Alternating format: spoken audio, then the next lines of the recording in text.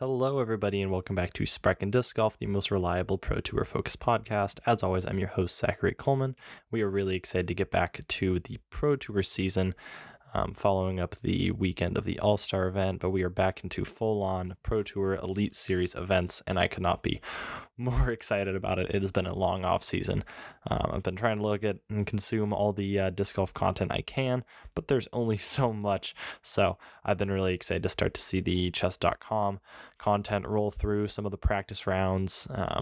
Just really excited for it. So without further ado, let's jump right in. Just want to thank our supporters, Gem Discs, one of the best places to get all your disc golf equipment. Go check out gemdisc.com.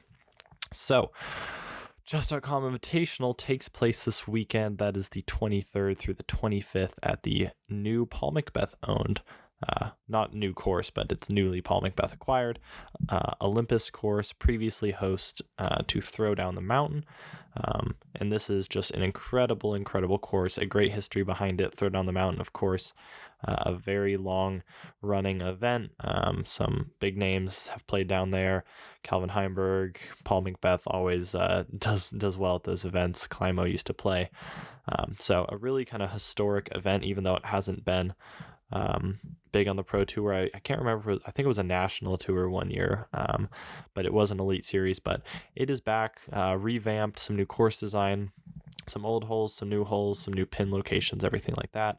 And it is looking great. This is one of the kind of few places in Florida, I guess, where you kind of get that up and down, that kind of cliffside disc golf. Very, very kind of unique for the Florida environment. So I think it's just fantastic, but it still provides that kind of Florida course feel of throwing some low ceiling shots. You get that kind of mossy tree hanging down low, and you can get into some thick rough very quickly. So I'm really excited about it. Starting off with the field notes, good field size, 112 MPO, 43 FPO, pretty full field other than two glaring names not there, that being on the MPO side, Eagle McMahon, and of course on the FPO side, no Kristen Tatar. We do have Paige Pierce this year, who last year did skip out on the first event of the year. I can't remember if she was injured or skipped out, but she was not there at Vegas last year. So this year we do have Paige Pierce back from that injury that she sustained at European Open, I believe it was. So good to have her back. This event doesn't, it's on a kind of a new layout. It hasn't been on the Elite Series for a little while now, so there isn't really a previous winner to look at. But the thing you need to know is that Paul Macbeth has incredible success at this course. When he goes and plays the Throw Down the Mountain, he wins. Calvin is another guy who's had great success here. I believe taking second place last time he played it, to Paul Macbeth, of course. But this is kind of the first time we're really going to see this course unleashed, and it looks like a tough one. I would put it as one of the toughest on the Pro Tour, probably behind the likes of Northwood Black still, but I would put it up there close to it at least. It looks really, really difficult. We saw during the All-Star event they played a pretty similar layout to what we're going to see, with some altered sometimes the MPO going to the FPO baskets, but a pretty good idea generally of what we're going to see. And the scoring was rough. No one in the solos round scored under par. Of course, it was incredibly rainy, and so very difficult conditions to play in, but nonetheless a very, very difficult course.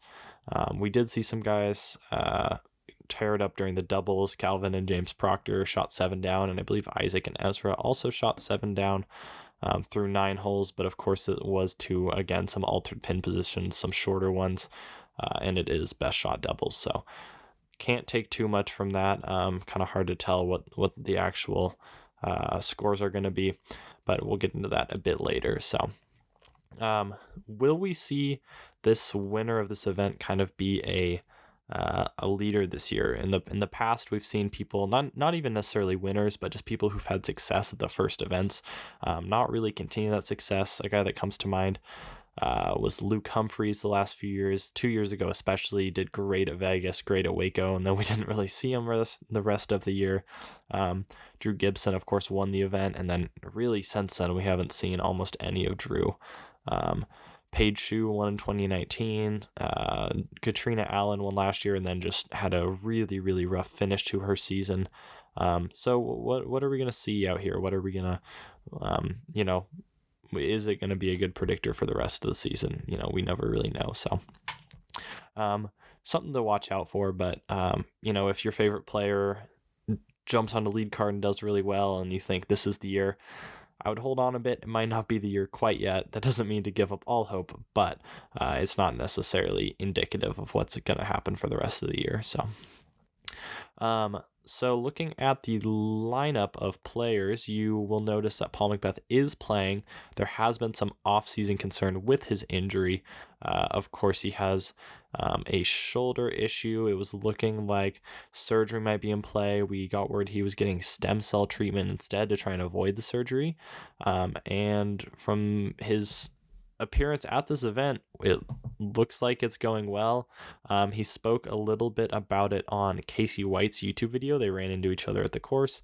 I'm not sure how long ago that was, because Casey, when he released it, I don't know if that was the actual day or week he filmed it. But Paul McBeth is signed up. He is going to be jumping on the lead card. So we'll see how the shoulder holds up. Last time we saw him kind of try to play through the shoulder injury, it did not go very well. I believe that was at Worlds. Little bit of a rough time of it. Of course, his first time in forever not finishing in the top two. So, is that injury going to flare up? Is he comfortable throwing full power? Could we see Paul McBeth be kind of conservative and maybe, take his licks, get pars, and kind of try to finish more toward the middle of the field? Definitely something to watch, and we'll get to see it on full display as he is on lead card. Something else I'm kind of predicting is that we're going to see some high-rated blow-ups coming from the top of the field. Some guys that I'm looking at specifically are Anthony Barella and Simon Lizotte. Some of the farther throwers, will they try and bite off too much? Will they try and pull off some hero shots to get out of tough positions? I followed Anthony when we played. I say we, I didn't play, when he played the Cascade Challenge up in Shelton, Washington. Very tightly wooded course. Low ceiling, stuff like that. And it was rough. He really struggled. And so made me think I could see him struggling. I could see a guy like Hamas struggling. I could even see a guy like Kevin Jones struggling. We've seen when Kevin's not on, some lacking abilities to hit gaps that other players can sort of rein in a little bit. So could we see some of the top guys be affected by this? Another one to watch that could struggle with is Ricky Wysocki. When we don't see him play poorly often, but occasionally when it rains it pours, we'll see some big numbers pile up from him. He always fights back, but this could be a course that could really challenge him and challenge his ability to fight back. And so I'm excited to see how he kind of deals with some adversity on this course. Looking at the weather, it looks like it's going to be pretty nice. Lower winds generally. It is going to be rainy on Saturday, which looks like it's going to affect the lead card of MPO potentially more than others. It's going to get toward the evening. The rain's going to come. So I don't know if the earlier cards or FPO are going to see it at all. MPO might catch some of it. It doesn't look like it's going to be a ton of rain. Just could be something to watch out for, because with scores going to be, maybe super tight in the top 10 with such a difficult course, dropping a stroke here and there due to some wet grip could lead to a little bit of a strange final round lead card. We'll see. You never know, but interesting thing to watch. And then a little bit of wind will come through, 10 to 12 miles an hour, but nothing crazy. So I wouldn't expect that to factor in too much. Again, it might affect the lead card a little bit more than others, as it will be coming kind of toward the middle of the day. But I don't anticipate the wind being too big of a factor, considering some of the other courses that these pros have to face on the tour. I think generally eyes are going to be on Calvin. This is his home state event. I'm glad I'm really happy we have an event back in Florida.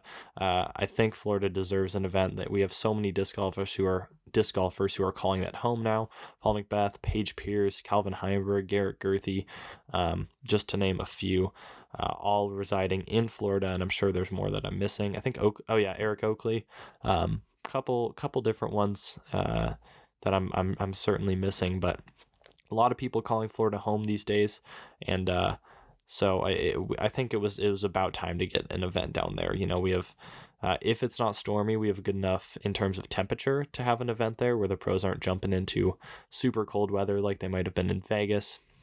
And yeah, I'm really excited to get an event back down there. It's just such unique terrain compared to the rest of the country. Like, we're not really going to see this kind of terrain or foliage again on the tour this year. And so I'm pumped to see how it plays out.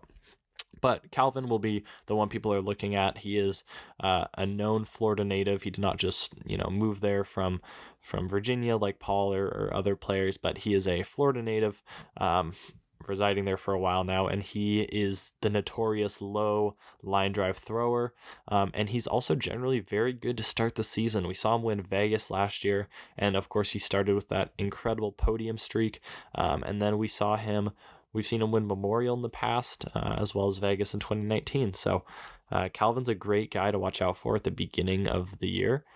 We have seen him fall off a little bit toward the middle of the season, end of the season, occasionally. But that's not what we're worried about right now. We're worried about the beginning of the year. So can Calvin kind of defend his home turf? Will the pressure get to him of trying to do that? We will see. It'll be interesting to watch. And he is also on lead card. So the lead card we are looking at for day one is going to be Calvin Heimberg, Paul McBeth, Ricky Wysocki, and Chris Clemens. Little bit of an interesting lead card. You, of course, have... Calvin, Ricky, Paul make a lot of sense. You got the player of the year from last year. Ricky is, he's Ricky, points leader and from 2 years ago. And then Paul, it's his course and he's, residing down there now. And then you have Clemens, who I believe was Discraft's selection to be on lead card. Generally, the sponsors of the events get some say in who can go on lead card. I'm not exactly sure their deal with the Pro Tour, but I know they're allowed to pick or at least input one player onto that lead card. Chris Clemens recently signed with Discraft, so I imagine that is why we are seeing him up there. Kind of surprised they didn't throw Dickerson or something on there, but it makes sense if you're trying to get a guy a little bit more exposure, get his name out there as being a Discraft guy. I guess it makes a little more sense. So going to be really fun to see Clemens throw Discraft for the first time in a competitive filmed round. I'm sure he'll be relying on those Raptors, Captain Raptors, stable stuff that he lived to forehand. Kind of curious. I'm sure he'll go with a buzz. What other mid ranges he might throw? He was a big verdict thrower with dynamic. It'll be interesting to see what he kind of replaces in that slot. So I'm excited to see it. But yeah. So Clemens on lead card, and it'll also be interesting to see how a lefty attacks the course. This is a very specific landing zone course, so he'll have to get crafty with it, but I'm not too worried. Clemens is incredibly talented, and he's been playing on some righty-dominant courses for a little while now. So some other people to look at, speaking of Clemens, kind of up there, 1028 rated. A couple people have snuck up into the 1030 club recently that kind of caught my eyes, most notably Joseph Anderson. Not someone we really see on coverage or get a lot of media, but I've seen him at some A tiers and some other events around, but he has moved up to a 1031 rating in the likes of like Bradley Williams, Cale LaVisca, James Proctor, kind of in that ballpark. Another guy who moved up who kind of surprised me was Andrew Presnell, Andrew Marweed, and Vino Makala are all sitting at 1030. And that 1030 rating for me is a little bit of a threshold to really, in my opinion, be considered a threat going into the event. Not that people below 1020 or 1030 can't win. We have some great competitors below 1030, but when you're above that 1030 mark, you sort of catch the eye a little bit more as a really top competitor. Some guys that have fallen below that 1030 mark that really surprised me were Gossage and James, two Discraft guys who we've seen on coverage quite a bit last year. Gossage, at Portland was really close before James took it away with that huge putt on the 18th to send it to a playoff. We also saw Gossage, of course, at OTB. He's done very well the last few years. Gossage is very much in our sort of public arena here for media and everything, and I kind of thought he would be a little higher up. I do know he was working on his putt, trying to I don't want to say fix it, because he's probably, he's a better putter than me. Like, I can't really criticize, but he was kind of overhauling his putt, so that could be the reason. We saw him mid-season last year ranked as high as 1035, then hanging out around 1033 up until January, where he dropped off 4 points in the last ratings update. And I wouldn't be shocked if that's due to him just trying to kind of figure out that new putting style. He played a few events in Arizona over the break. Got 15th at the Maricopa Open, which is a pretty weak field. Strong for just a general A tier, but very weak field compared to Gossage's standards, and he actually missed cash at that, which is not something you would expect to see out of someone of his caliber. Another event he played was Shelly Sharp, where he ended up getting 9th place, a little bit better, tied for 9th with Jordan Castro and Andrew Filamahala, but still well below his standard of play, and so you kind of have to think that that's due to the putt. So interesting name to watch going in. I kind of hope we see a little Gossage coverage, because I want to see what the putt is really looking like in a competitive round. So would love to see him sneak up there toward a lead card or a chase card. But yeah, I hope Gossage and Hammers, I hope that's just a little bit of a blemish from some A tiers in the off season, because they are, I think, definitely skill wise like mid 1030s kind of player, 1035. Hammers especially. Well, we've seen Hammers with a couple of wins now, so. You just got to see him kind of pull it together, I guess, on a variety of courses and focus a little bit less on the wide open courses. So let's jump right into let's just go podium predictions as well as a dark horse. My top 3 for MPO in this order are Calvin Heimberg, Isaac Robinson, and Ezra Robinson. And then my dark horse is Mr. Eric Oakley, the Florida guy. He has actually had a recent ratings bump. He's at I think his highest rating in about 4 years now. And he's looking good. I followed his card at Cascade Challenge, and he's incredibly talented. He can throw those really, really hard pushing kind of low liners. And I think it shapes up really well for his game. He's also got a great forehand, and he can land the disc at a lot of really good angles. So I think this lines up well for him. I'm excited to see him try and take it on. On FPO, a little bit of some interesting predictions here, but I have top 3 of Henna Blomers, Missy Gannon, and Haley King, with my dark horse being Maria Oliva.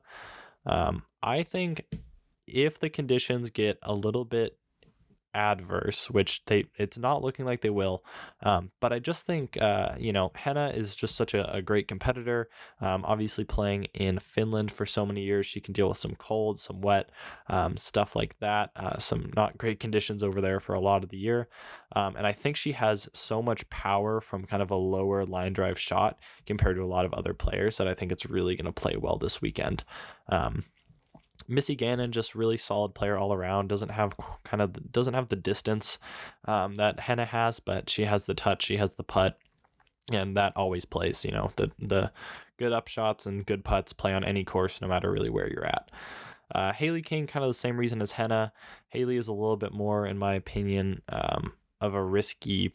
No, I'm not going to say that actually. I think Henna and Haley are both sort of risky picks. They can both blow up, but I don't know. I see Henna kind of starting to progress and maybe pass Haley King this year. I don't know. We'll see.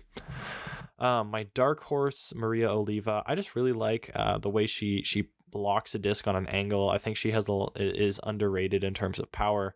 She has a very nice putt. And again, I think she's a good like in between Henna and Missy, where she has the upshot, she has some power. Can she put it together this weekend and show us all what she's got? Moving on, I always do some bold takes, so I've been trying to stay away. I kind of tend to go negative on these, like it's I give my top 3, and if there's something crazy in there, then it's kind of obvious. But I tend to go a little negative on these, so in the future I'm going to try and keep them a little more positive. But for this week, my bold takes is that Barella misses cash. Talked about that a little bit. He can tend to spray it in the tight fairways, stuff like that, and I think he'll get himself into some trouble. The first ever brotherly podium at the Pro Tour events or elite events. Isaac Ezra rounding out the 2 and 3 is my prediction. Would love to see it. Not sure how likely it is, but they both played pretty decent during the All-Star event, so who knows. I am predicting the winning score to be 20 down for the MPO side. This would be one of the lowest winning scores through 3 rounds that we've seen. Generally, players are getting above 10 per round, so a 30 down wouldn't be close to unheard of for a 3-round tournament, but I think it's going to be a little bit tighter shooting. I could even see like 18 down winning it. Paul Macbeth takes at least 1 triple bogey or worse. Who knows? Paul Macbeth hasn't been able to throw quite as much because of the shoulder surgery. Who knows if he's going to be able to get off the tee as well. He's such an unknown right now that I think this isn't that bold, but again, we could see it happen. And then Paige Pierce misses the top 15. She was a wild card last year. Who knows what's going to happen this year? I feel like that's what this episode has been. Just a lot of who knows. But it's the first event of the year, so you kind of got to throw out some unwritten subtext here. But I'm predicting she misses the top 15. Let's get some season predictions as well. It is the first event of the year, and I would do myself a disservice if I didn't do. I was looking at my season predictions from last year, and they were pretty spot on. For MPO, I was wrong. I had Calvin winning his first major, was wrong about that. I had someone outside the top 6 at the time wins Worlds, which was correct, because I think the top 6 was Calvin, Ricky, Simon, Paul, Chris Dickerson, Gannon Burr. And so I had someone outside that winning Worlds. I was correct. And then I said that at least one of the trio of Coriolis, Matteo, or oh my gosh, I'm blanking on his name. Joel Freeman gets their first elite win. 2 of those guys did get a win. Matteo, of course, at Maple Hill, and then Coriolis winning the European Open. So I was spot on there.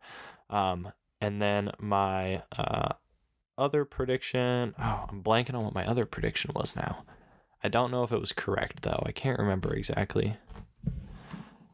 Let's see if I can find my other prediction. Here we go.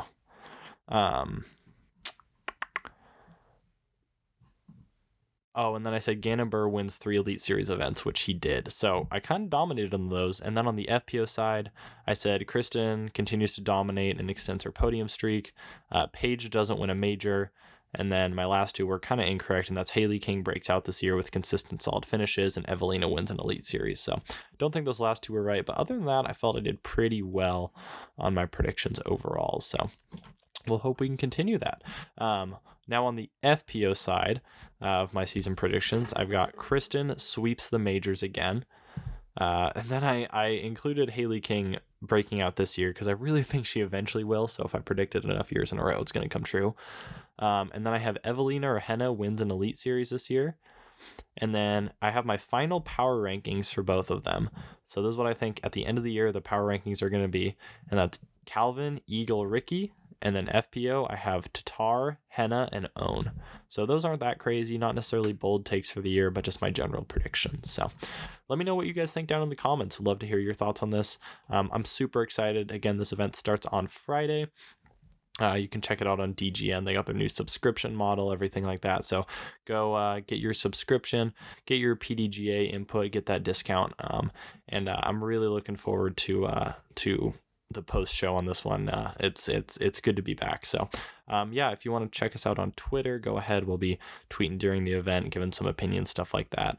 I won't be able to watch live the second day. I'm running a tournament, but I will be watching live, I believe on Friday and Sunday. So I of course will rewatch the live coverage Saturday night. So won't be necessarily hitting Twitter during that one, but the other ones I will be. So check us out, Sprechen DG on Twitter, and on Instagram as well. So thank you guys for tuning in. I will see you on the next episode of Sprechen Disc Golf.